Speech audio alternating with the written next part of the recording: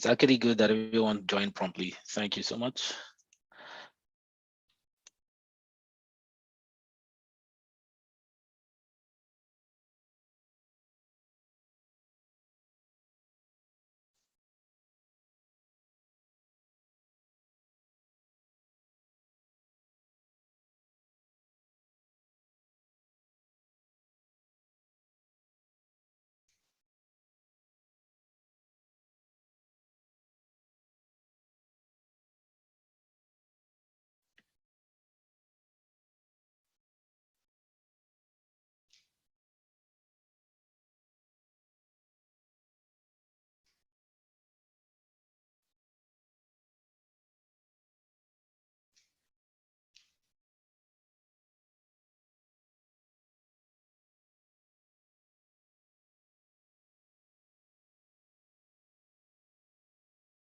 Yes, I just thought we should wait a few minutes for some people, but I think we're going to go straight to our presentation shortly.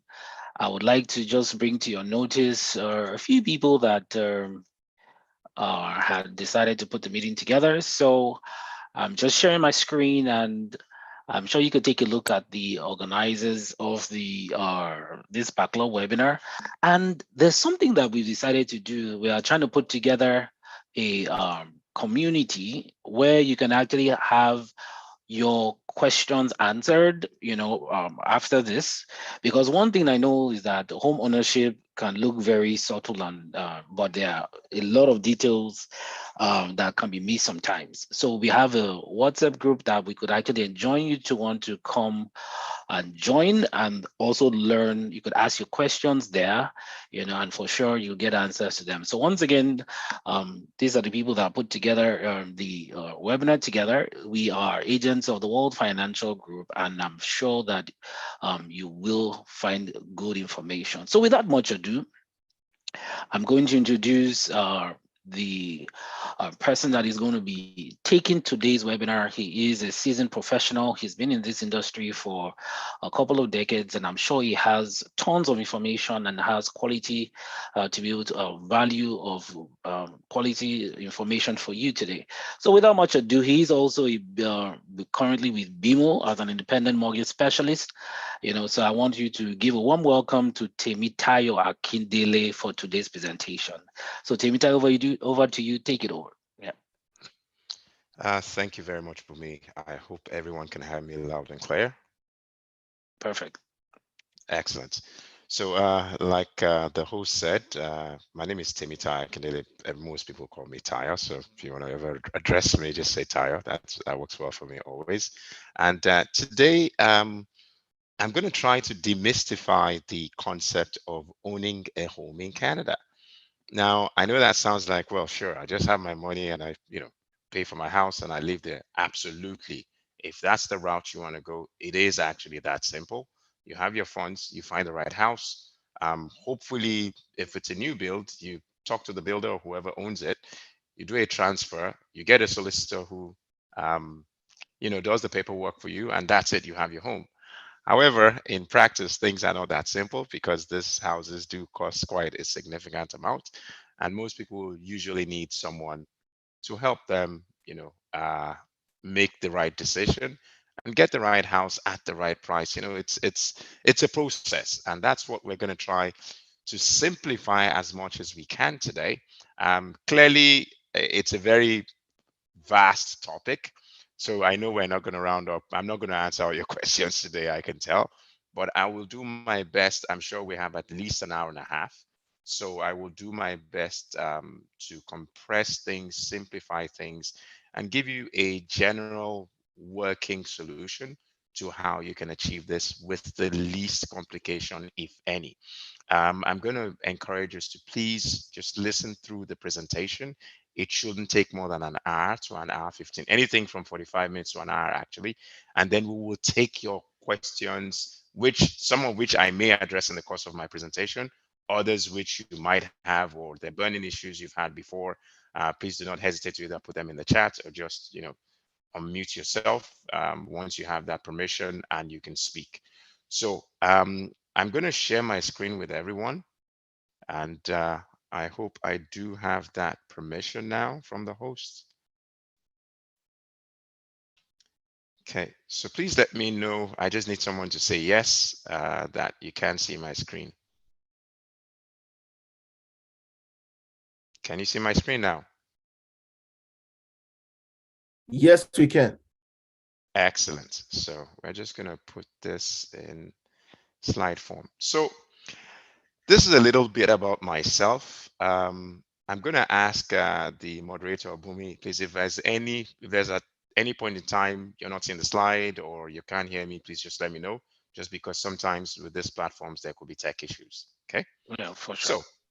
So yeah, so this is just a bit about myself. Been in the industry for quite a while. Started off my career in Nigeria. I worked with quite a number of financial institutions, from corporate finance to investment banking. I did a bit of a stint in the UK, moved to Canada. I've worked with quite a number of financial institutions in different capacities: financial planner, personal banker, insurance advisor, mortgage specialist. So I currently work with the Bank of Montreal. The Bank of Montreal is possibly one of the oldest banks in Canada. It's over 200 years old. And we're definitely able to work with you to provide seamless home buying experience to you and your clients and your friends and your family with the least possible hassles you might have. Now, this concept is very straightforward. I'm going to mention a few names. We have a few parties that work to make this dream come true for most Canadians, or new residents, as the case may be. We have people called realtors. Now, the realtor is somebody whose primary role is to look for a property that suits your needs in terms of your financing cost, the location, the type of structure it is, etc., how many rooms it has, and to make sure it's a solid structure, it's not going to disintegrate anytime soon. The realtor basically helps you to look for the ideal home. Now, there are also another group of people. They're called home inspectors. In the province of Quebec, mandatorily, you need to do a home inspection before you buy a property. In Ontario, you don't have to, but I'll strongly advise anyone who's buying, especially an existing home, to do at least a home inspection exercise just to make sure the walls are okay, the pillars are okay, just to see the overall health of the structure. So the home inspector is the person who does this for you. It's an independent service. It's not tied to any lender or any broker. They basically just inspect your house. They give you a bill, which could vary depending on the province, depending on the type of property it is, and they go on. Once they certify that the home is okay, the realtor has presented the home to you. The next thing is, do you like the home? Or, does that home fall into what you can afford? Now, the interesting thing is, before you start this process is the best time to seek advice. The property market in Canada is very unique. Unique in the sense that once you sign and confirm that you are interested in the home, well, any funds you put down can be lost, in addition to the fact that you do stand the risk of being prosecuted for reneging on your promise or your contract to buy that property. So I have had to intervene in quite a number of situations with newer immigrants, newer residents who come into Canada and are not very clear on what the process is. So I would strongly recommend speak with an expert like myself, speak with a financial person like any of the organizers. They will connect you with parties in the right channel to ensure that you're making the optimal decision for yourself and your family at this point. Buying a home is probably going to be your biggest debt you ever have. There are a few cars that go for $500,000, but a home typically could go up to 2 million, 3 million. Apart from buying an aeroplane, I think the home is basically, the largest debt anyone can have. And therefore, it's important and imperative that you do make extensive research and investigations before committing to anything. Now, the process from A to Z is what I'm just going to run through with you very quickly and in very simple terms. So let's say Mr. or Miss Clients comes into Canada and they're permanent residents.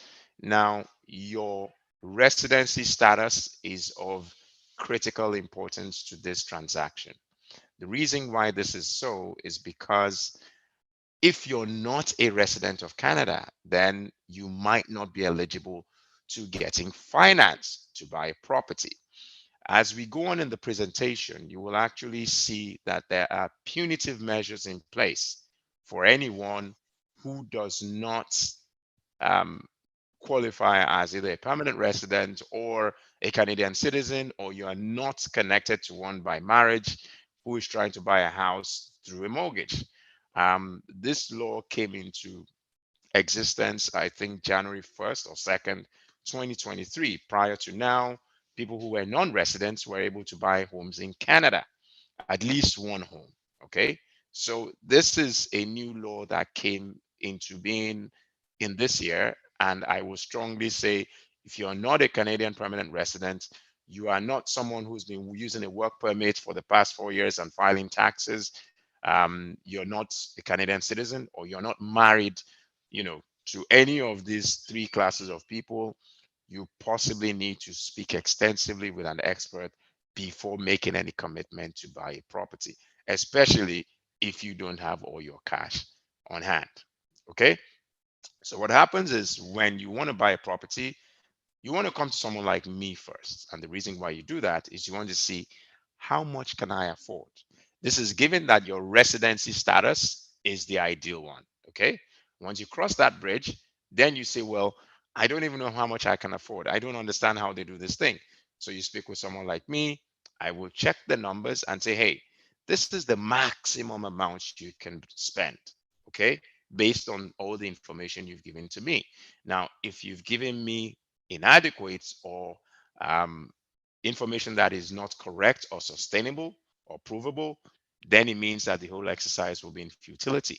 However, your ability to produce concise, precise, accurate information to me will go a long way in the efficiency of the response or the benchmarks I'll set with you as well.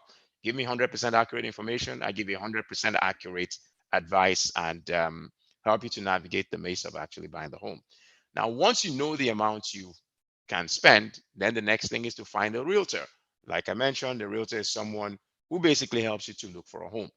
Now, once that realtor knows what you can afford, then they find a home that actually, you know, suits your price or your budget or your location.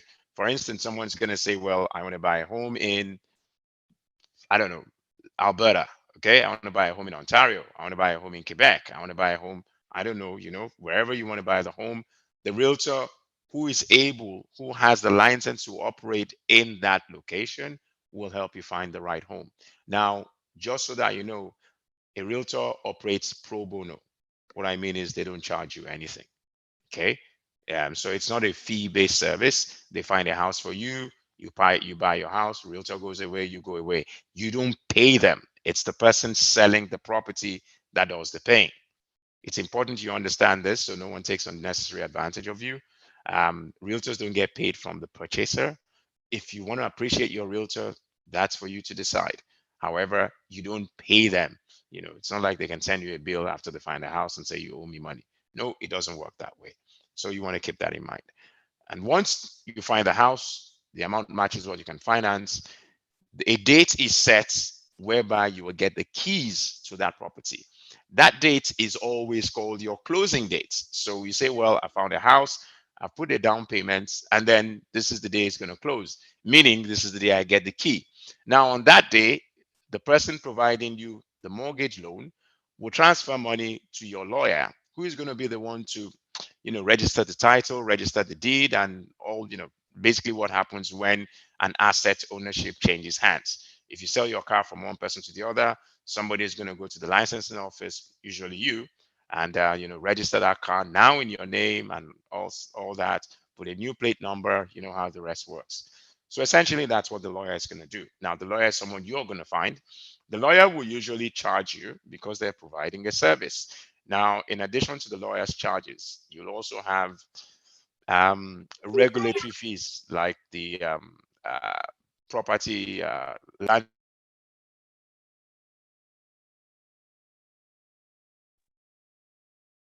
Timothy, you're muted. Yeah, I'm sending message. Send message. Oh, Iniva. Please, Oh, no, no. yeah, please unmute, please. Looks like you're muted. So I think somebody muted me, maybe accidentally, because you could hear me Yeah, before, right? Okay. yeah, we can So hear I'm you just now. going to go back. Excellent. So I'm going to go back to my presentation. So like I was saying, essentially, once you find the house, the lawyer is the one who closes the house for you.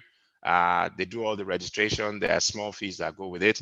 But these are things that would have been disclosed to you prior to the closing date. So everything is clear. There are no surprises. If you follow the right channels, this process is a flawless, very simple process. The challenge is when buyers give information that they cannot sustain or they cannot prove, then when it's time to close, it's a whole complication. And sometimes the mortgage doesn't even close, and the repercussion of that could be very, very costly to everyone. But typically, if you work with the right mortgage specialist or broker or whatever you want to call this role, you wouldn't find yourself there because everything would have been carefully scanned and documented upfront, so you wouldn't have problems when it comes to closing. So um, this slide basically is for anyone who wants to get in contact with me. You want to have a personal one-on-one, please reach out to any of the organizers whose details are here, phone numbers are here. Reach out to them by whatever means they prefer, text, WhatsApp, or whatever, and then they will definitely get you a one-on-one session whereby you can answer or you can ask personal questions that have to do with your own current situation as against listening to anything generic you hear at this platform on this platform.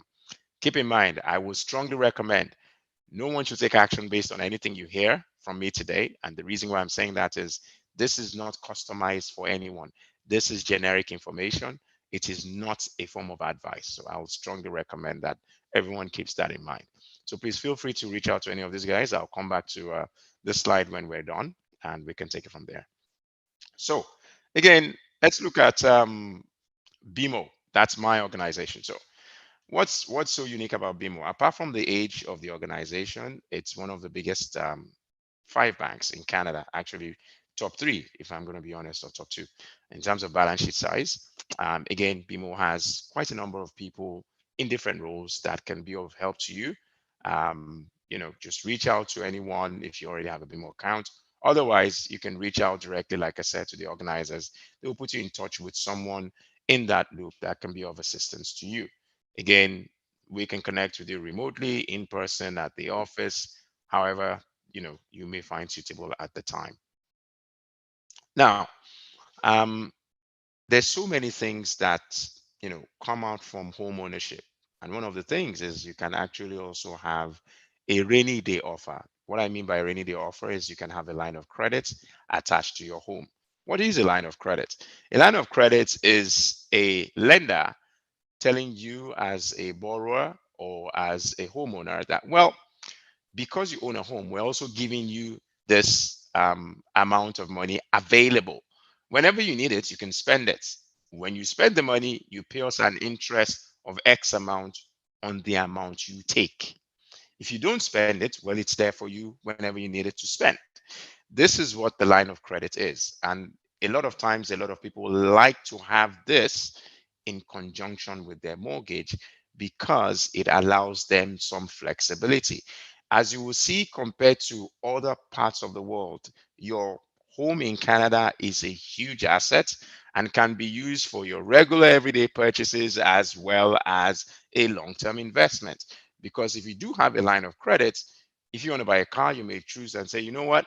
The line of credit I have charges me 4%. Well, the car dealership says I'll pay 7%. Well, I have a line of credit that goes to 150,000. I want to buy a car of 40,000.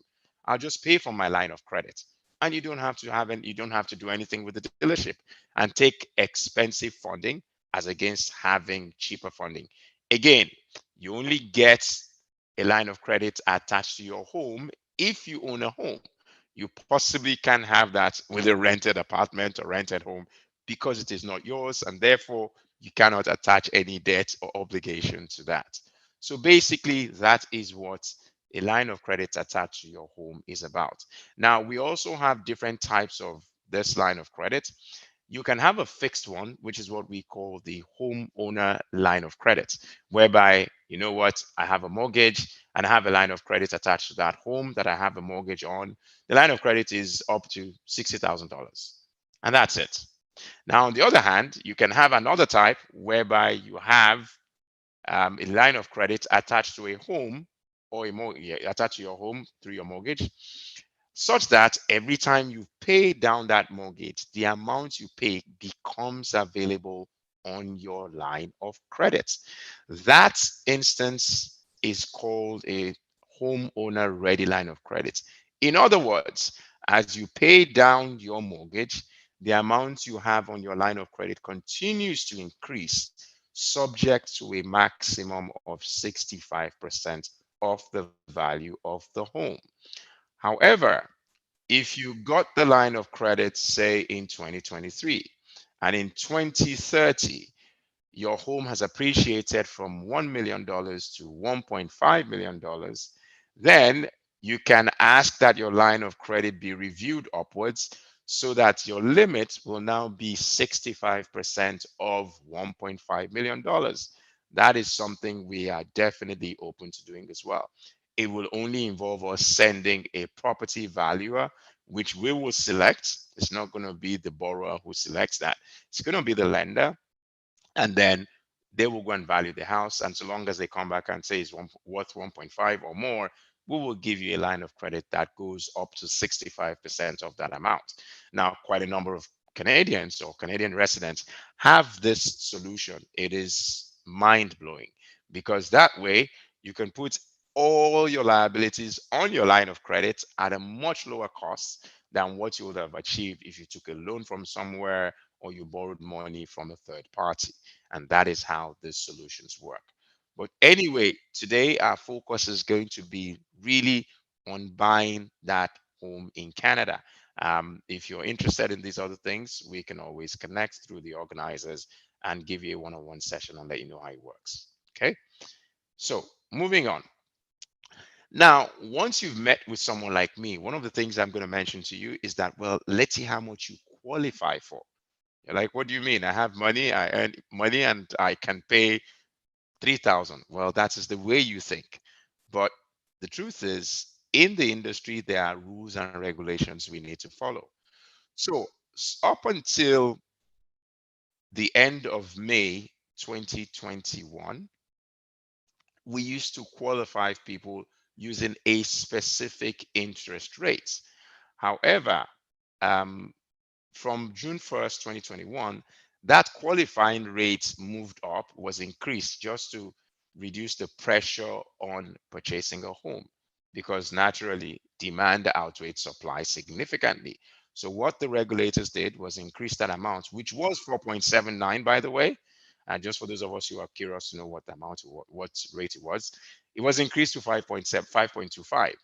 Now, they also said that, well, qualify people based on whichever is higher between the rates they will be paying, that's the interest rate on their mortgage, plus 2% or 5.25. So 5.25 was higher than the interest rate plus 2%. And therefore, people were being qualified based on a rate of 5.25. What that meant, and the process of qualifying you is essentially checking if you will be able to spend a certain percentage of your income funding the mortgage for that property and all your other liabilities as well. I'll give you an instance. Let's say somebody made $100 a year and they were putting down less than 5%, because in Canada you can put down as little as 5% of the value of the home you want as down payment. Of course, if you're going to be buying a home, well, the bank cannot buy the home for you. What's the point? That a mortgage basically is a loan that is given to you to buy a property because you have put down some money. Without putting down any money, what you really want is not a mortgage, because a mortgage supports someone that has a down payment. So if the property costs $500,000 or less, you can put down 5%. However, if that property cost is more than $500,000, there is a different way we assess your down payment, which usually is 5% of the first 500,000 worth of the mortgage, and then 10% of anything over 500,000, subject to a maximum of $999,999.99. In other words, if you're buying a property worth 600,000, your minimum down payments will be 5% of 500,000, which is $25,000, plus 10% of the overage above 500, which is 100,000. So 10% of 100 is 10,000. If you add that to the 25, you will get a minimum down payment of 35,000 for a property worth 600,000. Now, most people will say, oh, it's 5%. No, it's not a flat 5%. It's a tiered thing. So it's important you understand this. However, you don't need to memorize anything. Just look for an expert and they will guide you on what you need to do. So having said that, the mortgage specialist, who is me, is going to now check that, well, how much do you earn? What kind of income do you have? What kind of job do you have? Are you self-employed? Do you work in Canada? Do you work outside Canada? Because there are Canadian residents who actually work outside Canada. Okay, so based on your specific situation, there are rules that guide how we're going to treat your application as an individual. Now, if you're not working in Canada, then we need certain documents. If you're working within Canada, then we need a different group of documents. If you're working as an employee, we need another class of documents. If you're working as self-employed, we need a different class of documents. So this is how these things generally work. However, like I said, I can't, if I'm to point out all the instances, we're going to be here forever. So it's just best you let me know once you're ready. This is what I want to, this is the maximum I want to spend. Yeah, you may say I'm qualified to get a mortgage of 1 million. Well, I don't want to spend more than 700,000. Fantastic. You're also able to do that. The other thing is, if we qualify you saying, well, you can get a mortgage of 800,000. Well, there is no rule mandating you to buy a house of 800. You can buy a house of 500, 600, 700. The only thing is you must stay at that cap. You cannot buy a house of 850 or 900 because you possibly will not qualify. So there are two decisions that are made. One is on the part of the buyer who says, well, I can't qualify. You say I can buy a house of 900,000, but guess what? I want to spend only 700,000. That's fine. Then you can buy a $700,000 house, even though you're eligible for 900 and you're still good. On the other hand, you may want to buy a house of 1.5. I may say, well, sorry, based on all the facts, you can't qualify for more than a house of 1.2, and therefore you have to buy a house that is 1.2 or less. So those are the, criteria that guide how much you really can spend, how much you qualify for, and what you want as a buyer. Okay, so what I do to determine that amount is use the qualifying rate.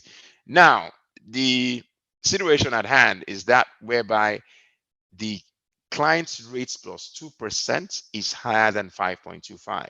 So currently we're qualifying people on rates plus 2% and not 5.25. For those of us who are more mathematically inclined, you might want to start running these numbers, but trust me, there are quite a number of other things you will need to be able to get the right answers, and that's why you need to speak with an expert. Okay. The purpose of our meeting today is not to make you an expert, but just to guide you generally and then let you know who you need to speak with at every point in time of your intended purchase. Now, I have intentionally left this because I want to share some information regarding what the market looks like currently. So I've taken the biggest province well, at least by population in Canada, which is Ontario, as a case study.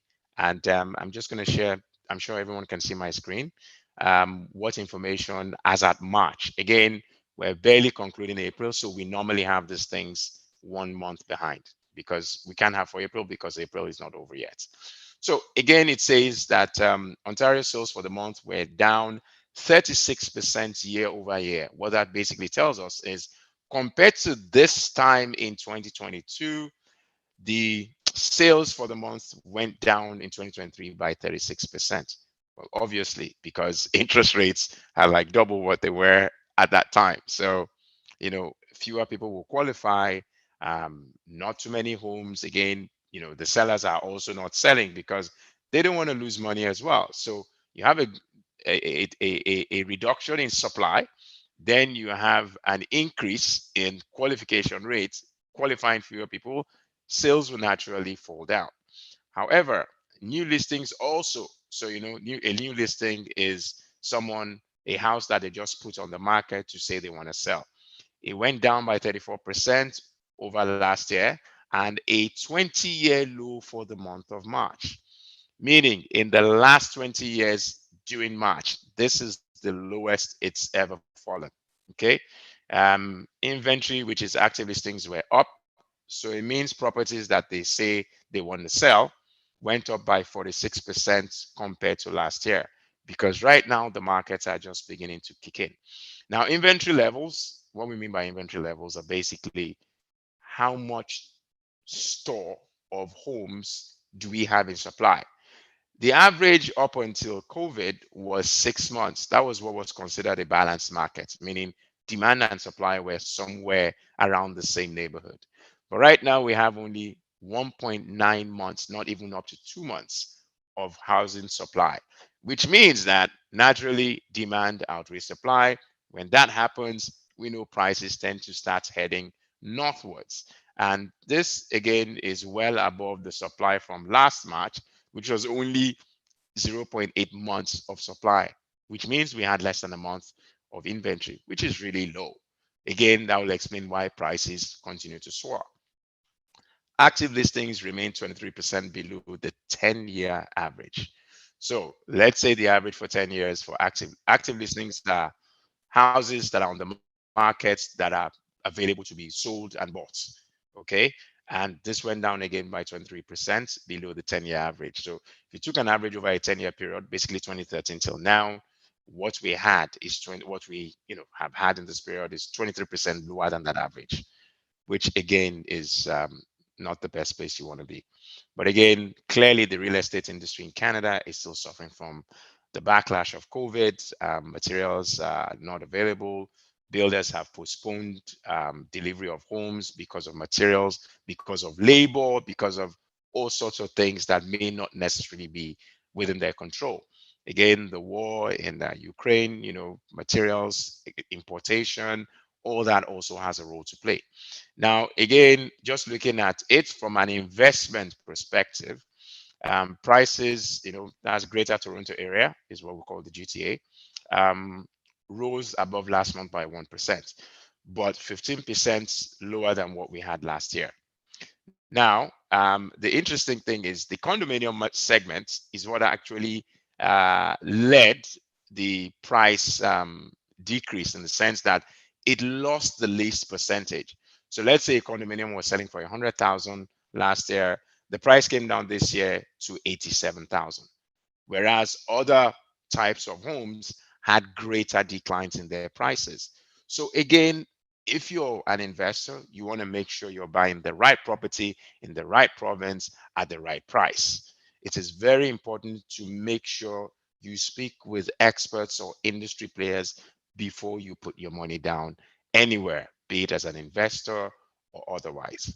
Again, unemployment currently in this province is speculated at least as of March, 5.1%, 0.0 points month on month, which what that means is it didn't really change from February to March. And that's why there was really no points change month on month. Okay, so again, just wanted to share this slide with everyone so you would get a feel of what the markets are like. I'm going to go back to my presentation now, and then we'll move on. So that was from Sagen, by the way. I'm not going to take credit for it. Sagen is one of the default insurers in Canada. What I mean by default insurers is if you're not putting down up to 20% as down payment for the purchase of your home, then it is mandatory you take default insurance. Again, I'm not going to try to explain that concept to load you with too much information. Just know it's a bit of an additional cost on top of your principal and interest payments on your mortgage, and that's it. Now, um, in Canada, we have two strict types of mortgages and two major interest rate types. So the two types of mortgages we have are open or closed. What do I mean by an open-ended mortgage? Like the name suggests, it's a mortgage that you can pay off at any time. So you come to me, we arrange funding for you, we arrange a mortgage loan, you buy your property. 2 years afterwards, you say, hey, Tayo, I'm going to pay this off, pay off this mortgage because I don't want to owe anybody anymore.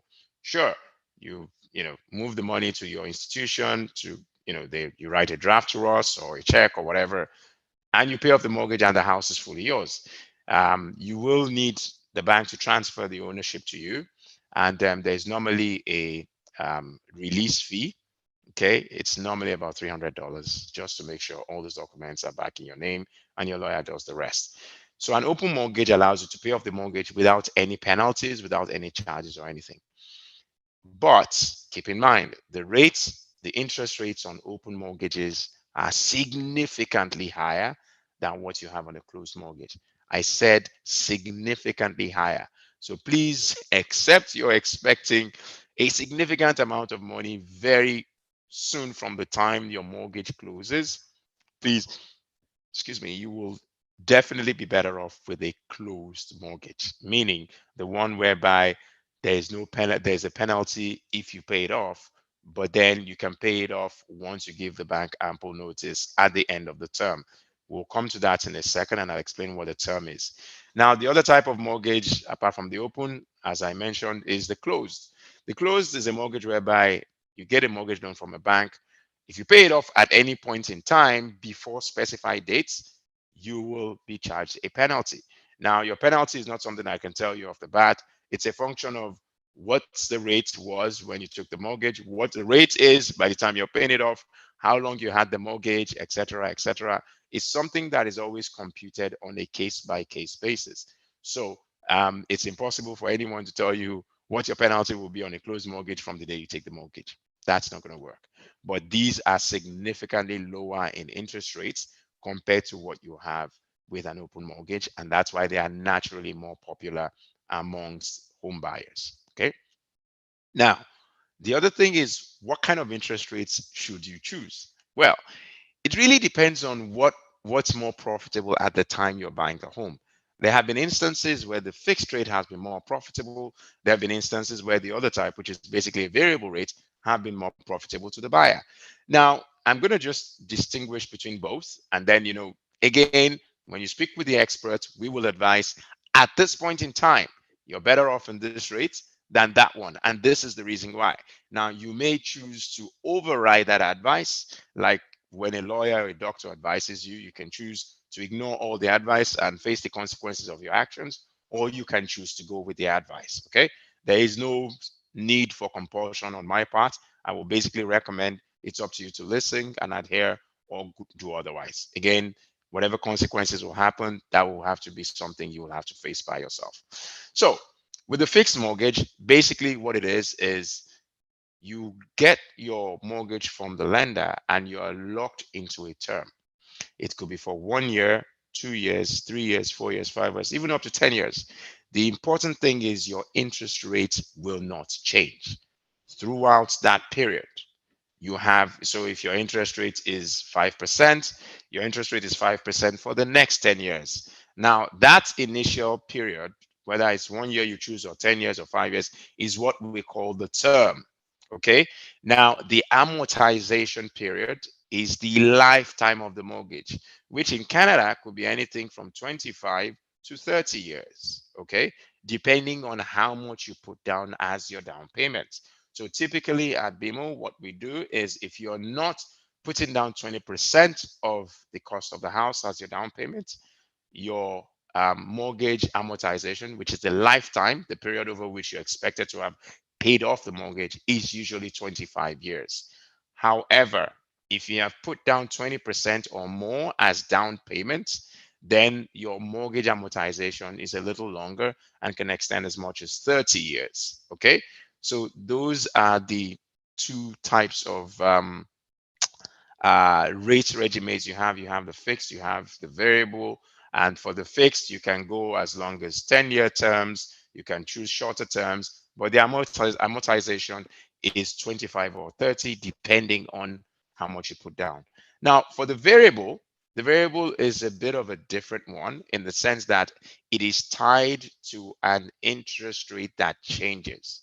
So your variable rate is usually described as prime plus one, prime minus one, prime minus two, or whatever. Now, what is the prime rate? It's basically the rate at which the major banks lend money to their preferred customers.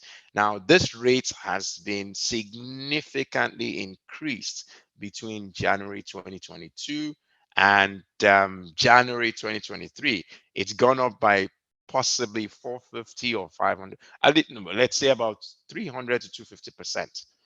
Okay. And this has affected the amount of people that will even qualify for a mortgage. And what I mean, keep in mind, I had said you are qualified on a rate on your interest rate plus 2%. So it means if you earned $100 and the interest rate was 3%, well, you'll be qualified on a rate of 5 or 5.25. 5.25 is higher, so we'll do 5.25. If interest rates move to 4%, then you'll be qualified on 6%, which is 4 plus 2. Now, if interest rates continued going higher, right now, prime is about 6.75. If you added 2% to that, you're being qualified on 8.75. Again, you know how many people will be eligible for this? Again, how much will you qualify for? As opposed to how much you would have qualified for when interest rates were lower. And this is what happens when you opt for the variable rates. Your rates are affected by what the market rates are. If they go up, your rate goes up. If they come down, your rate comes down. Unlike the fixed that once you lock in, boom, you're guaranteed there's no change, at least for that term that you do subscribe to when you're taking the mortgage. Now, the only difference you need to keep in mind is, well, if rates are coming down and you lock yourself in a fixed for 10 years, well, sorry, even though rates will come to half of what they used to be, you're still going to be paying that interest rate you locked yourself into. So it's important to understand the workings and the advantages or pros and cons rather of each type of option and make sure you're selecting the one that works best for you. Okay. So this is something you don't decide on your own. This is something you decide with the experts. When you tell me your situation, what your cash flow is like, what your family situation is like, what your employment or income situation is like, we can come to a conclusion and advise on the best option for you. Now, there's something I need to mention here, and if you don't master this concept, it's okay, but I just wanted to let you know. Now, like I mentioned, in Canada, your home, your house is a big asset, and it can be used for all sorts of things. Now, let's imagine someone who had a home worth, say, 500,000. And this person had debts. They had a car loan, they had a personal loan, they had student loan, they had credit card loans, they had all sorts of loans. And this person decided that, you know what, the credit card is at 22%, the car loan is at 8% or 10%, the line of credit is at 10%, then credit card 19%. I owe all this money. Wow, this interest is killing me. So long as this person has a home, and they currently own 20% or more of that home, they can actually take all that debt together, take an additional loan from their mortgage, and pay off those expensive debts while keeping their mortgage interest at maybe 4, 5, 6%. Now, you will agree with me that if you have debts of 10, 19, 8, 14%, let's say the average of those debts is about, I don't know, let's say 14%.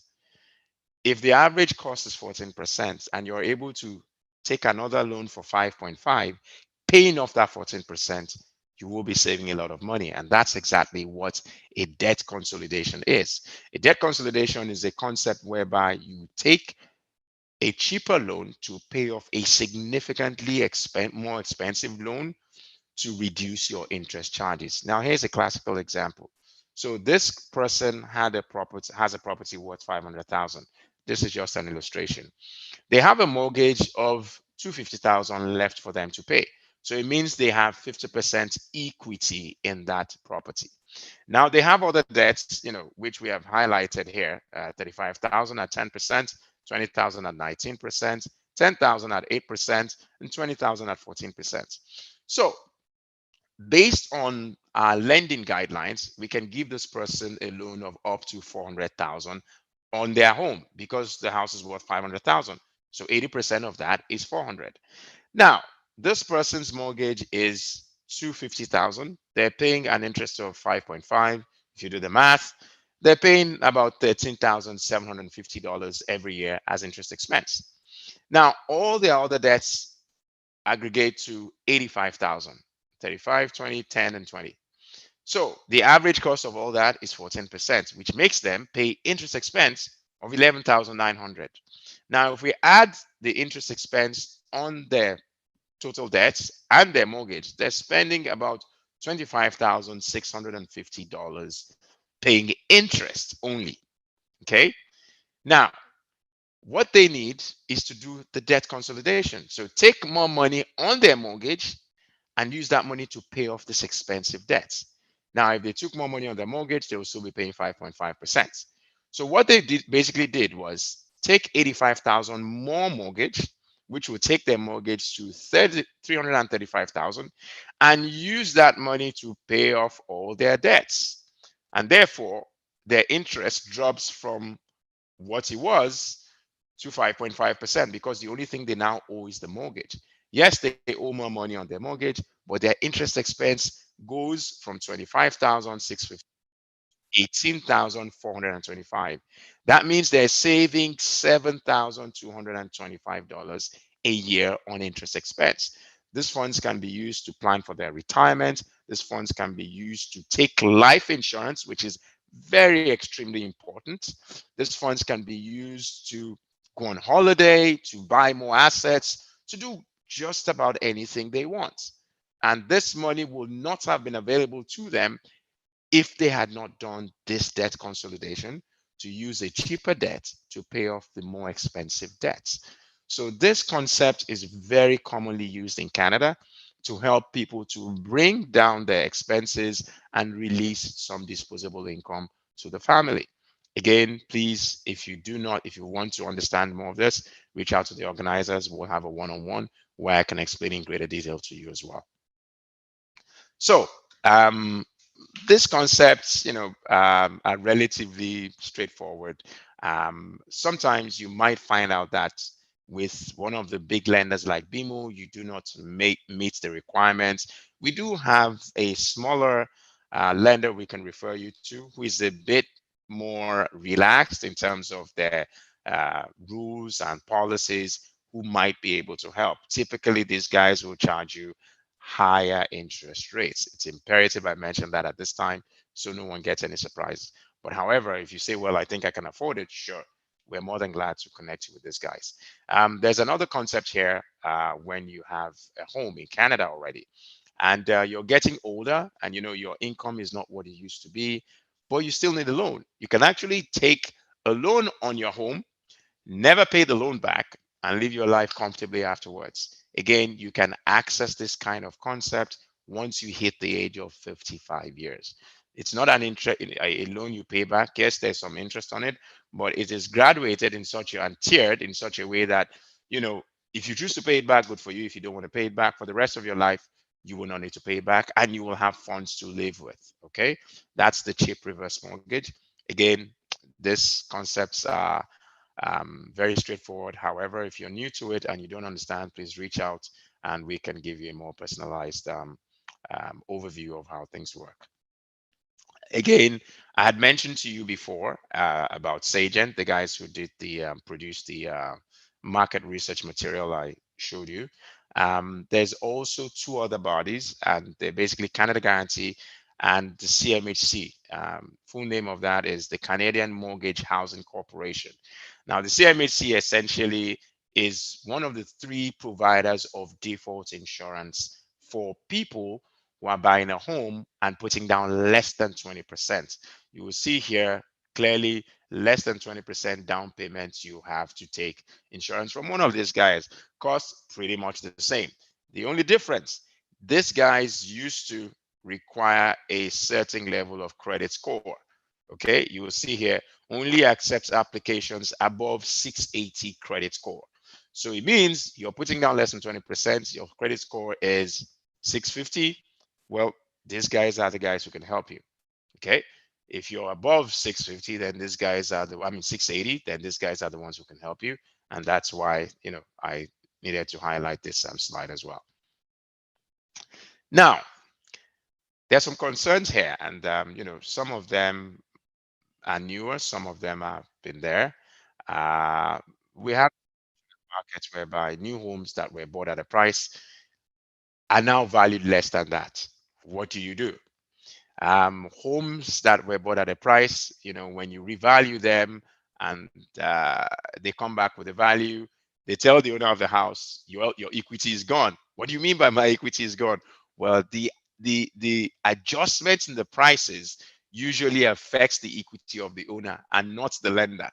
Okay, so again, that's something that you want to make sure you speak with an expert who's going to help you avoid borrowing too much or buying too much mortgage, if you get what I mean. There's an optimal level of mortgage every income can carry. You go above that, you might find yourself in one of this situation. Again, as an investor, is it wise? Is it a wise decision to invest in property now? Again, that's determined by the expectation, by the location, by what kind of property you're buying, and a host of other things that we cannot generalize. Again, it will have to be situation specific. Now, if you are an investor who is a Canadian resident, and you're buying for investment, keep in mind, if you buy that house and you don't give it out for tenancy early enough, you're going to have to pay something called the vacancy tax. This was introduced this year just to ensure that people are not holding their houses if no one's living there, and also to discourage non-residents from buying homes. Of course, you will have to pay vacancy tax, which could be about 3% or thereabout of what the value of the house is. Again, don't quote me on this, but clearly that vacancy tax is a new legislation. It could be 2%, could be 3%. I'm not sure of that, but the law is there. When you speak with me, we'll look at the exact thing based on the government advice on their site, and then we'll tell you what it is based on the value of their property. Other questions that arise: is this a good time to sell my property? What direction are interest rates heading? What should I do? What is the outlook of the market? I'm going to answer the third question first, which is the most important. Speak with an expert. That's what you should do. Don't overthink this. Don't try to figure it out yourself, because you can't. It's like basically someone who's having a headache that is consistent. Well, if you speak with a doctor, they'll be able to diagnose exactly what is going on. However, the doctor might need to run tests, not just by looking at you or speaking with you. However, if you tell the doctor, well, I've been having late nights, I've been, under pressure, I've been doing this, they may be able to diagnose it based on what you say, which is kind of exactly what I'm also looking forward to doing with you. So if you tell me your situation, I can diagnose your situation better and advise more efficiently and effectively. Okay, so what to do is speak with an expert. In terms of, is it a good time to sell my property? It may be, depending on when you bought it, how much you bought it, where it is, what kind of property it is. Again, that will have to be something we do one-on-one. In what direction are interest rates heading? So clearly, interest rates have been held stable by the government, but I think, again, this is not advice, personal inclination. They're going to start coming down because we're beginning to see and feel the impacts of the increases that happened in the last 1 year right now. And obviously, with the last two announcements of the Bank of Canada, they have frozen the interest rates, and they've not done any increase. So personally, my belief is they will start heading downwards, maybe not at an alarming rate or an accelerated rate, but again, they also want to make sure that the economy does not go into a total freeze, or unemployment does not hit record highs. Outlook of the markets, again, that's only general. I feel that as interest rates start to come down, more people will be able to afford properties. If more people can afford properties, demand will go up. prices will go up, but there will be a corresponding increase in the number of listings to stabilize prices a bit. I still clearly believe it will be a seller's market. So you might find that, there are more people willing to buy homes than homes available for sale. Again, there was another research that was done by the CMHC that's actually specified that Canada needed about 3.5 million homes by 2031. If you do an average math of that, it means that over 3,000 homes need to be built every month. Well, we know you possibly cannot build a home in a month, at least not based on the technology we have available now. So again, that can tend to inform what direction prices may go if you're looking at medium to long term. However, in short term, again, that's relative. Sometimes one province is more active than the other because of population, because of employment or unemployment, or whatever other economic factors affect that location. Now, I did mention at the beginning of this presentation that there was a new law that came into effect in 2023, January to be precise. And the law is that if you're not a resident of Canada, you cannot buy a home. Okay, and I've decided to highlight some parts of this law. Again, please, you want to check this law, go to the Government of Canada website. You'll find the full details. Otherwise, you can speak with an expert as well. We'll go over the details with you. However, just keep in mind that these are just highlights. Again, I want you to look at the last portion here. It says, if a non-Canadian or anyone who knowingly assists a non-Canadian is convicted of violating the prohibition, they will have to pay a fine of up to $10,000. So again, caveat emptor, buyers beware. If you're going to help anyone, please make sure the person qualifies as a Canadian resident. Okay. Now, what documents do I need to apply for a mortgage? And I'm sure tons of us are already asking this question. Here is a snapshot of what we anticipate you will need. This is very generic. Again, your situation might warrant less documents or substitute documents or additional documents. So again, it's not one cap fits all. Like we said, land and immigration status, proof of income, record of down payment. Again, these are things we anticipate you probably will need. For someone who's a newcomer to Canada, definitely you will need at least 3 months of full-time work before you can close a mortgage. Must you have spent 3 months doing work first? Maybe, but what you can do is maybe in your 3rd month, you can get a mortgage approval saying you will be closing your home after you have completed your probation in your employment. Typically, most employments will say 3 months of probation in Canada. Some financial institutions, usually financial institutions are 6 months. So know the peculiarity of your line of job, your industry, to know when you are actually able to close a property. Again, speaking with an expert will help you a long way in doing this. Again, some continents have some privileges. Every situation is different. How long have you been in Canada? Where have you lived? What's your financial information? Do you have a credit card? How much credit have you used? Quite a number of things come into play. And it's all situation specific. There isn't a general cap that everyone can wear. Okay. That brings us to the end of my presentation. I hope you have found this pretty informative. I hope it's also not a form of information overload. I'm going to open the floor now back to the moderator, and we can start taking questions. Thank you very much. Yeah, awesome. Yeah, so Ty, I want to say thank you for the presentation. For me, key highlights that I think anyone should take away are the fact that your home is an asset, where you can actually get equity out of. That is that for me is a big takeaway. Obviously, I had known that anyway, but for anyone that is strategically thinking forward, this is a thing that you should start thinking about. So we want to actually open the floor for questions. If you have a question, you could actually put in the chat box, or you could even, yeah, I think that's a preferable option. We would like to just, you could quickly just do that, and then we could take questions. And then the other thing, like we rightly said earlier, is that in case maybe you don't want to do that now, we also have a WhatsApp group, where you can actually get to have those questions answered. So quickly to start the floor, someone said, what is the difference between debt consolidation and refinancing? That is a fantastic question, and I think it's a Sele. I hope I pronounced the name correctly. So thanks for your question, Sele. Okay.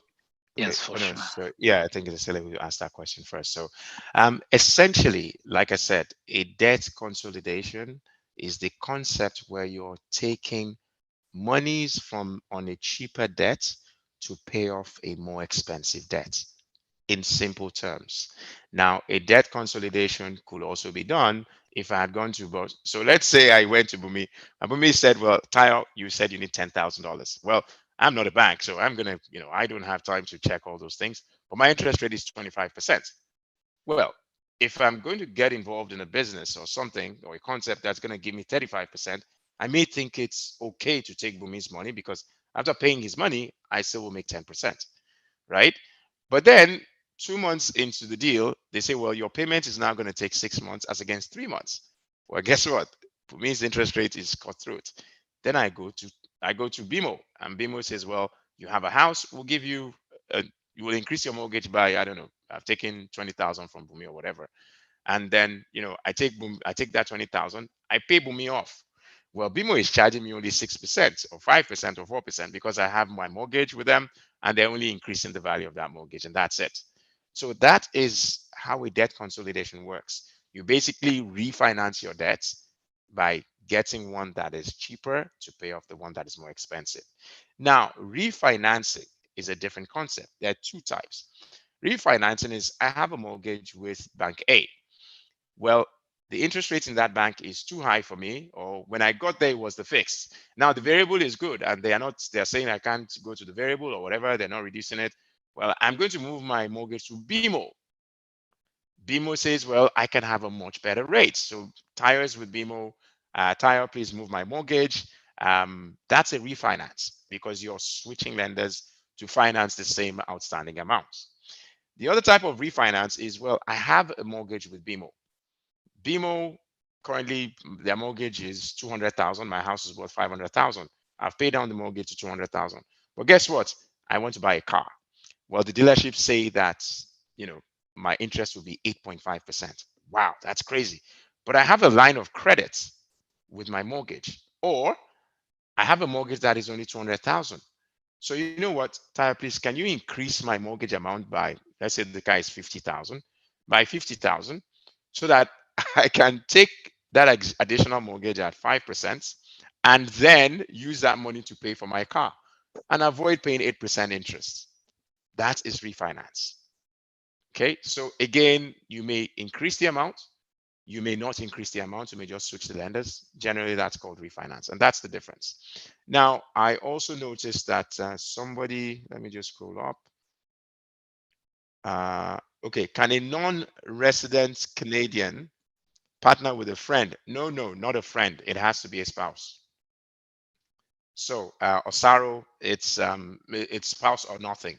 It can be father, it can be mother, it has to be spouse. Or common law partner, of course. So it doesn't have to be like you guys are married, but common law, if you've existed, depending on your province, together for a certain period, stating that you guys are together, it has to be you're connected with one of those. Father, mother, brother, no. If with a friend that, no, well, again, keep in mind it's a newer legislation. There was an amendment May 31st. There might be subsequent amendments that may say, well, is your friend. If your friend is allowed, again, that's a gray area. I will definitely not be recommending doing with a friend. Just make it a spouse and that common law partner, and it's easy that way. Okay. What are the current interest rates for fixed and variable? Well, I can tell you what the interest rates for BMO are. Variable is 6.75 minus something, minus 0.5, minus 0.3. Again, your credit score, type of home, like I said, it's not something you can reel out to someone without necessarily taking an application. I can give you a range. Now, the fixed rates are lower. They're between 4 point something, and 5 point something. Again, are you looking at it for 10 years? Are you looking at it for 5 years? Are you looking at it for 1 year? Those things also affect what the rate will be. Because let's look at it this way. You come to BMO says, well, we have a fixed rate of 4.9, 4.84 for 5 years. Then you say, well, I want to have a fixed rate for 10 years. Well, it's unlikely they'll give you that same rate, right? Because what if interest rates start climbing later in the term? Are they going to be losing money? No, they won't. So you might find out for the 10-year, you probably may be on a 5 point something, 6 point something, just for them to hedge. Okay. But if you say, well, I want a 2-year, well, this person is not staying with us for very long. So maybe we shouldn't give them so much concession. You know what I mean? So those are the things. So when we say interest rates, we normally match it with a term and not just a flat thing. Next question is, amid signs of economic slowdown, can we predict lower interest rates in coming months? Very, very great question from Sunday. Now, this is not inevitable. Again, naturally, when so the economy was kind of overheating. Okay, that's what was happening, and that's why interest rates went up. Now, when we notice the economy is also slowing down too much, we need to reflate that economy and get it running again. Interest rates will come down, and this is what the government does. This is what the regulators do regularly. So, do I foresee that? Absolutely, interest rates will decline. How soon will they go back to what they were? That is a difficult prediction to make. If it does, I would think 2 years. Again, these are my personal evaluations of the system, of the economy, how things are working. I may be very right. I may also be not correct, because keep in mind, my predictions are not taking into consideration wars, famines, and natural disasters, which all go to affect, as we know, how these things and what direction they move in. Okay, so typically that's how that will work for the interest rate, but that's a great question. Next question is it possible for a student in Canada to get mortgage financing? Let's see. Yeah, is it possible for a student to get mortgage financing? If yes, what time? Well, so in Canada, mortgages are given to you based on your repayment, your ability to repay. It's not assets-backed lending. It's asset-backed lending because there's a collateral, but we're not looking to realize, take over the assets. It's based on your ability to repay. So if you cannot show us a cash flow, well, why should we give that money? That's the question, right? It doesn't, so for us, if this, you can be a student actually and be working, or you could be a PhD student, you have a great job, your income is good, yes, you can. But if you're a student without any livelihood or whatever, if at all you can get that, you will need significant down payment of maybe 40-50%. Again, that's going to be on a case by case basis. There's no general rule, there's no law guiding it. So for someone who's a student who doesn't have the means of, it doesn't have any income, again, that's an anomaly, and that's going to be pretty tough for you to get any mortgage. Especially, again, you're going to live in the house, right? So where are you going to work if you don't have a job? How do you pay, right? So those are the things that. So just to cut you short, I think the other question the person is trying to say is that what are the requirements? Is it the same for a permanent resident, same for a So worker if you permit? have a work permit, yeah, that's what I'm saying. So again, each class is different.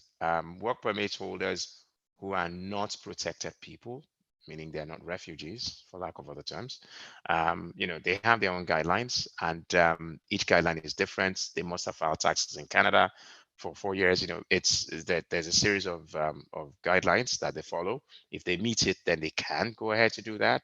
By the way, they can also actually buy only one house. So again, you have the income requirements, you have the regulatory requirements, and this is why I'm saying, please speak with an expert. It's not very straightforward. We need to go over that legislation, make sure you check all the boxes. You know what I mean? We can't say, well, you're a student, yeah, you have filed your taxes, therefore you're okay. well, we need the income side of things as well. So, um, it's always going to be one person may be eligible, the other person may not be, even though they're both students. And this is what I'm trying to say, So this will have a requirement of a personal evaluation of the person's situation before we can say who's good and who's not. But yes, concept-wise, of course, they can. How can I join the WhatsApp group? Okay, organizers, please take note. Somebody wants to know how to join the WhatsApp group. Okay, I think someone responded to that. I've heard multiple people claim they've bought their homes without having any down payments. I have always, okay, sorry, question. Without any down payments, I've always thought having at least the minimum down payment is very compulsory. Can you provide any insight on this? Well, put it this way. I know generally behind every concept, there's always what I call the street talk. I think that's street talk because why will anybody give you the very definition of a mortgage is you have a down payment. So how is someone buying a house without a down payment? No, it's not possible. Again, I personally don't go with what people say for obvious reasons. People say a lot of stuff, right? As we all know, people do say a lot of stuff, and they're not accountable for what they say. They can misrepresent things. There's no fallback. So I really wouldn't pay attention to what people say. I like to speak with those who know what happens, who know how to do what needs to be done, and that's why I stick to experts. You're talking life insurance, okay? Someone says, "Oh, sure, I got my life insurance." That the person had been diagnosed with diabetes, cancer, and all that, and they were not rated. Sorry for the experts who are the insurance advisors. Is that possible? Right? No premium, no rating. They just give them life insurance. They are above 45. They're smokers. Everything that That's can go wrong magic. goes wrong. Exactly. Okay, good. So that's exactly what this thing is. So Abby, do not bother yourself about anyone saying that. I will strongly recommend you don't keep their company as well. Let's speak with someone. Once they're not having a down payment, they're not even getting a mortgage. It's just different arrangements. Maybe someone is buying the house and transferring ownership to them later on. Maybe that's what it is, but there's no way you have a mortgage and not have down payment. So is it possible for an individual with a PR living in Ontario to get a mortgage in a province, say Saskatchewan? Absolutely. PRs can buy properties anywhere. Now, are you buying for investment or are you buying to live? If you are buying in Saskatchewan because Ontario is expensive, because I do have tons of clients who say, you know what, I'm moving there because, well, keep in mind, you need income to service that mortgage. If your job is in Ontario and your job is not remote, well, how are you going to work? Are you going to fly from Saskatchewan to Ontario every day? It means that if we give you an approval, it's subject to you buying an Ontario house. If your job is the kind where you need to go to the office, if you're 100% remote, like some of us are, then you can buy your house anywhere and your job doesn't change. Do you understand? So it's very important to have that clarification because I've given people pre-approvals. Hey, BMO says you can buy a house this much. They live in Ontario. Then they go and say, well, I've just bid for a house. Where's the house? House is in Alberta. Really? But you said your job was not remote. Yes, but I'm buying the house there. You found another job there. Oh, no. Okay. Where's the income you told me of before? Where is it coming from? That's a good question. Because, well, you cannot work in Ontario and sleep in Alberta. I mean, how is that going to work? Right. Now, if you tell me you're buying that house and you'll be living there, you'll be going there every weekend, good for you. But, well, you also have a rental expense in Ontario or somewhere, or hotel expense, which I'm going to factor into your pre-approval or your ability to be able to afford that mortgage, right? If that's the case, you may not qualify for the same amount you qualified for before. Now, it's my responsibility to have asked you these questions before qualifying you anyway, but I'm just saying, these are realities that happen to people, who don't get the right consultation before making their decisions. Sorry, let's go to there's another question instead of answering the next Yes. one. Yes, it says Is something it about possible to investments. get a rental property, not primary or secondary residence, with less than 20% down payment? That's Do the BMO have very land? last No, question. no. BMO, yeah. So the one for the United Kingdom is no. And just so that you're clear, we also will not finance a property in the United Kingdom. However, in the US, we do have a corresponding bank that if you're buying a US property, we can connect you with, and you can buy that. Okay, that's for Osaro who asked. So Adeniran says, is it possible to get a rental property, not primary or secondary residence? Yeah, yeah, sure, with less than 20%. Oh no. So the 20% is a law, and one thing I don't do, I don't play around laws, because you see, this is something a lot of people do not know.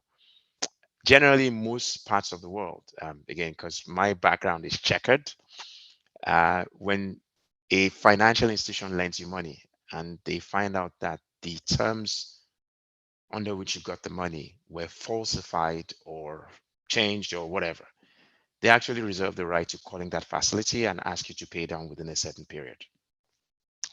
So the law is, if you're getting a rental property, you put down 20%. That is what my practice is built around. That is what BMO does. And that's the law in Canada. I'm not saying everybody does that. I can't speak for everybody. I speak for myself. I speak for my organization in terms of what their rules and policies are and their best practices. We don't accept anything less than 20%. And as far as I know, that is the law in Canada. So whoever is doing that, I don't have control over them. But that is not what I would recommend. That is not the law. So that simply states that for every rental property outside your primary residence, it has to be 20% down payment, right? Any rental, call rental, investment property, whatever, down payment is 20%. Now, where you get that 20% could be different. You could refinance your existing home, which is your primary, because you now, like, let's say you had 500, the house is worth 500,000. Your mortgage is down to only 200,000. Well, you want to buy $500,000 house again. Sure, refinance your existing home, pull out 100,000, use that as a down payment for the new home. And this is now going towards the area of creating wealth using real estate. But I don't want to create Yeah. information overlap. We will do that in a subsequent presentation or seminar or webinar, as the case may be, and we'll show you how to create wealth, tax management strategies in real estate, wealth creation, succession planning. Okay, now I've bought my fourth house. Does it make sense to me tax-wise to be doing that under my name? You know what I mean? Well, I'm buying the house so that my kids will have a house each, and I have 3 children.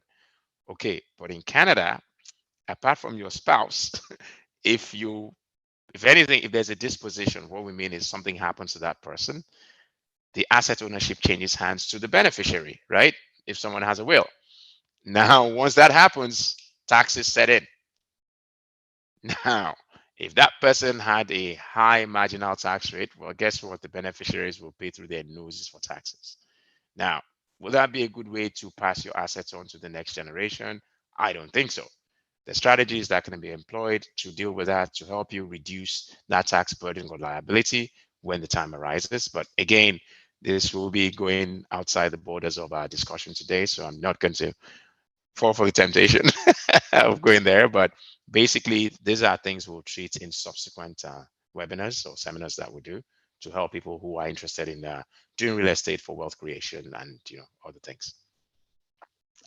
If you got a mortgage for a second home but decide later to rent it, can you change it later to a rental? Kiwi, I'm not sure I clear on that question, but I'm going to just repeat it and you can just type yes in the chat if I'm correct. So a second home by definition is not a rental. It's like a seasonal home. You buy a home outside, the main cities where you go off for vacation, and when you want to get away and have some quiet, that's a second home. Now, if you're talking about buying a second property, that's a different thing. Second property and second home are not, again, I have to stick to the definition, to the terms, because again, this is a platform. If you buy a home because you want to rent it out, you can live there if you like. You can rent it out. Again, whatever you do with it, what matters is what you started with. If you said, well, I'm buying this property because I want to rent it out, then it's an investment property. I'm buying this property for my son, it's still an investment property. Again, if you're now going to be living there at certain seasons of the year, then that's when it becomes a second home. And for a second home, there's certain definitions that property must meet for it to qualify. Okay, so you can buy one house in GTA, buy a second home in GTA, and say, well, you know what? That's my second home. No, that's not. That's an investment property, actually. Okay, so that's how that works. But if it's a second property, you can rent it out. If you put down 20%, if you choose to go and live there later on, then you can move there. The only thing is, if that becomes your residence that you started off as a rental, there are tax implications at the end of your life if when you're transmitting it to your beneficiaries, or if you sell the home, because there will be a profit, and that profit will be taken in a certain light if you had rented it out before you moved there. And if you live there before and rented it out later, it will also affect how those things are taxed. So again, like I said, these are separate topics. I don't want to get everyone confused by just going all over the place. We're going to stick to buying the home for today. We'll take care of all this in subsequent meetings. Mr. Tyler talked about buying a home as a resident of Canada. Does that apply to both permanent and temporary residents?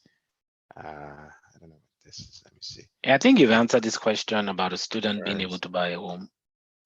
Yeah, so a student definitely is a temporary resident, and if you're a student, well, maybe this person came in late or something, Edison. So I'll just go over it again if that's okay with the moderator. So Yeah, go ahead. Edison, if you're a student and you have a job, you have income, sure, if you meet the residency criteria, which will involve have you filed taxes in Canada, how long you've been here as a temporary resident, all those things, you have a work permit, it will affect your ability to qualify to buy a home. However, if you don't have any income, well, that kind of answers the question naturally. You can't get financing. Now, if you do have your cash, of course, you can pay for a home, right? You just pay for the home like you pay for your groceries, and you get your home, and that's it. But if you're looking to get financing, okay, it becomes a bit of a separate thing, because where are you going to be paying back the financing from? If there's no income, no job, no business, well, it means that you keep piling interest until it becomes unaffordable, which is not where any lender wants to be. What are the current interest rates for fixed and variable? I think we have done that. Economic slowdown, we have done that. Yeah, I think there's somebody else that has raised their hand or his hand to ask Yes. a question. Chinwe, you can unmute yourself and ask your question or give your suggestion. Yeah, Okay, thank you. Sorry, I'm not in a place that I can type. That's why. yeah, it's fine. Okay, so this is a real life situation now. So I assisted someone to sign a mortgage, right? Chinwe, And sorry, if you don't mind my interrupting, I just want to bring you to the fact that there are other people on the platform. So whatever you discuss will be filtered to everyone in case you want something personal. It's no, And it's it's not also personal. live stream. It's also Yeah. being It's not live streamed. personal. It's Okay, a sounds good. scenario. Okay, It's just a no problem. Just wanted to make you aware. That's all. okay. Thank you. Thanks. Yeah.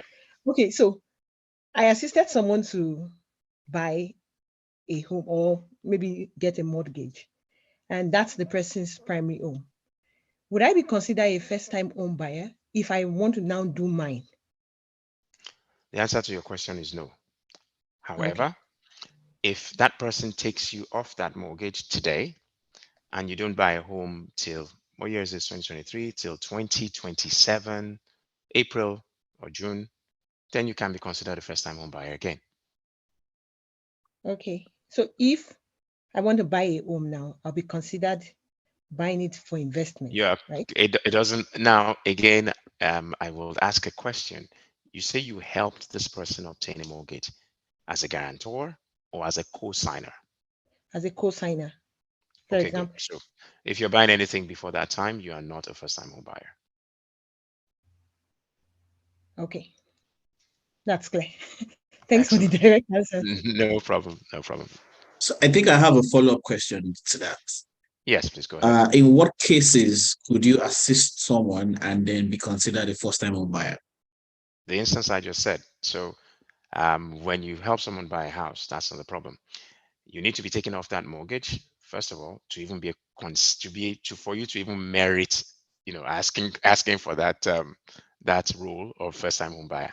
You can't be on an existing mortgage and then you want to be first time home buyer. Naturally, that won't work. Yeah. However, the law is that, at least as at this time, is 4 years afterwards, 4 years not 4 years after you help them buy, after you're taking off that mortgage, you can be considered a first time home buyer again. Okay. So that's why I gave 23 to 27. So even if I was a guarantor, for instance, A guarantor is a different person. A guarantor doesn't own the home. A guarantor yeah, does not have the primary obligation to repay the mortgage. So that's a okay. different role. And that was why I clarified with, I think it was Chinwe, that in what capacity did she help the person? So Thanks. capacity I is got, different. A yeah, guarantor has secondary obligation because the borrower has the primary obligation to service the mortgage. A co-signer is jointly and severally liable for the mortgage. And that's why you see me being a bit sensitive when it comes to terms of second home and second property or investment property or rental property. Second home is different from all those other classes: investment, rental, all those things. They're one and the same. But when you say second home, it's a totally different thing. Same thing in this case. I help somebody as their guarantor. It's different from I help somebody, because I'll give you another thing. If you help someone as a guarantor, it may not reflect, usually will not reflect on your credit history. If you help someone as a co-signer, by all means, that debt, well, it will have two implications. It looks like you have a home, then it also looks like you owe on a mortgage. So one offsets the other. absolutely. Thanks. No problem.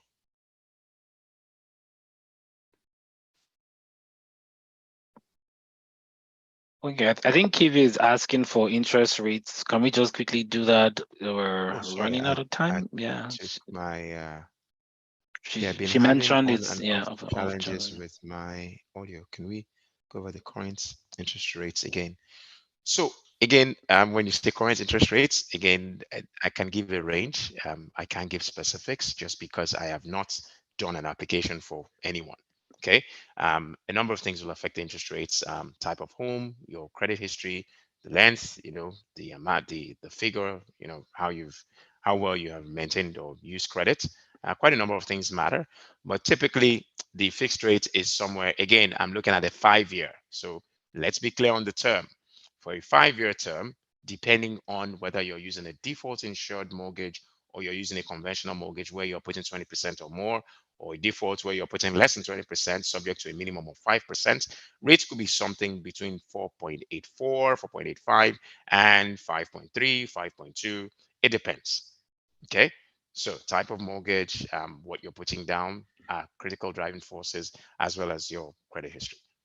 Okay, so that's the range. Now, if someone is looking at something 1 year, it's a different thing. Again, I don't have all the years memorized, as you'll imagine, but this is not something I would say will be going over here. The interest rate is not so much of a significant thing as against the choice of term, the volume of mortgage you can carry, what the use of the property is for, what your expectations are, and why you are even buying the house. Because you see, I may be buying for investments. So the criteria that will matter to me are different from what will matter to the moderator or Olubumi, for instance, who's buying because he likes the house. He wants to live there. He wants to stay in a room. He has a jacuzzi. He has all the bells and whistles you find. If I'm buying a car for Uber, I may be buying functionality. If I'm buying a car for myself, I may be looking for luxury. Same thing with the mortgage. I may want a property that someone moves out today, someone else can move in tomorrow. Well, that sounds like I'm doing it for investment. If I'm doing it for myself, I'm not going to be thinking of somebody moving out, somebody moving in. So again, criteria, quality of advice, type of advice, interest rates, because if I'm buying for investment, if I'm losing money, I can write the loss back to my income.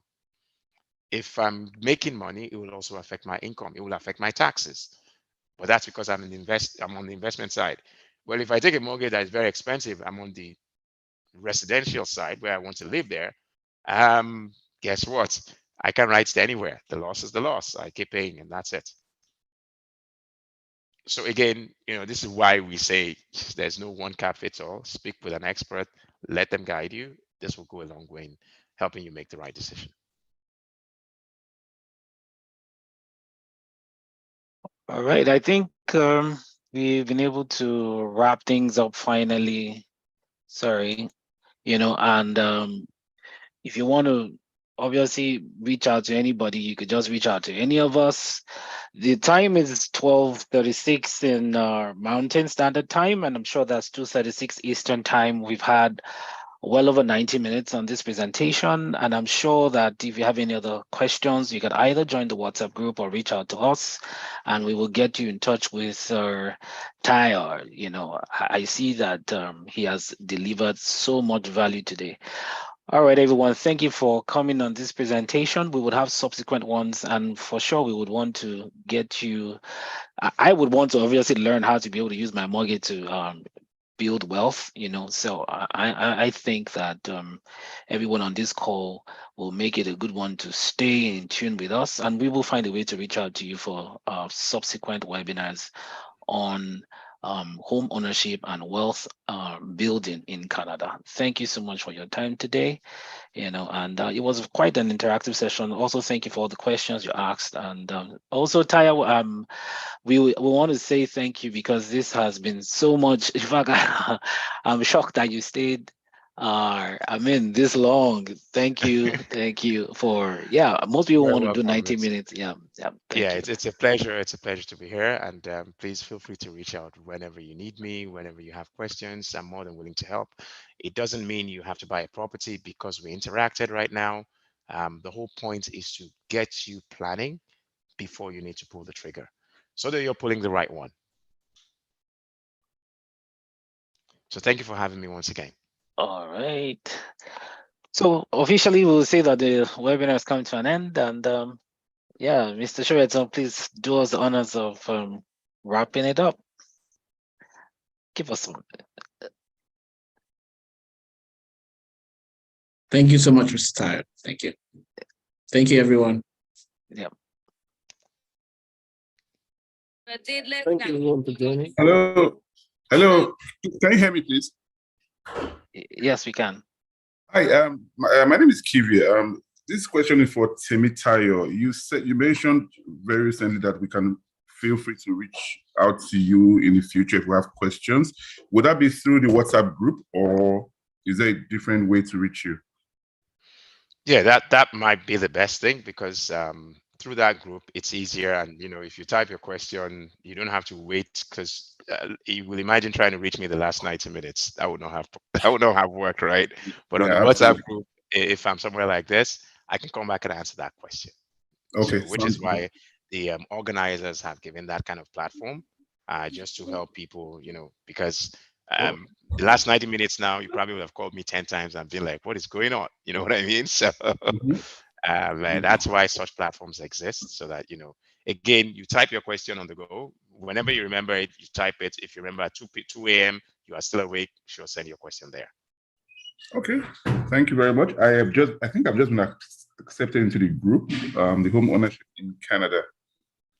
So thank you very much for this session.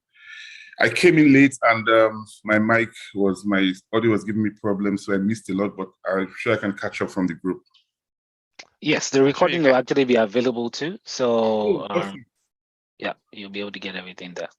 Okay. Thank you. You're welcome.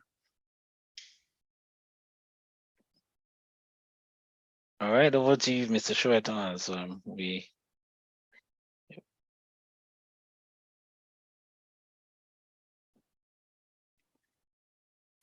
you can actually feel free to drop off the call.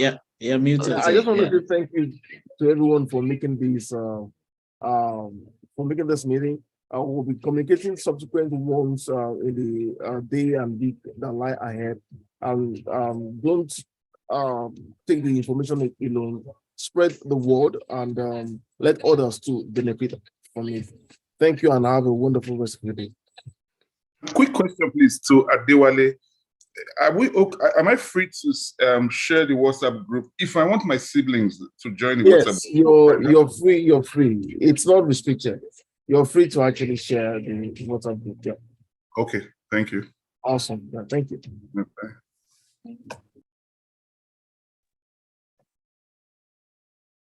Well, what do you want to give us music? That's what I'm waiting for. Can you hear the music? No, we can't hear. No. Okay, hold on.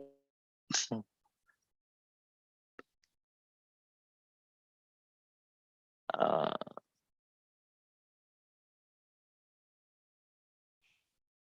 I've actually been playing it since, so I thought it was. okay, maybe you're not sharing your sound. Yeah. Oh, my bad. Continue. Okay, yeah. Share. Okay, sorry.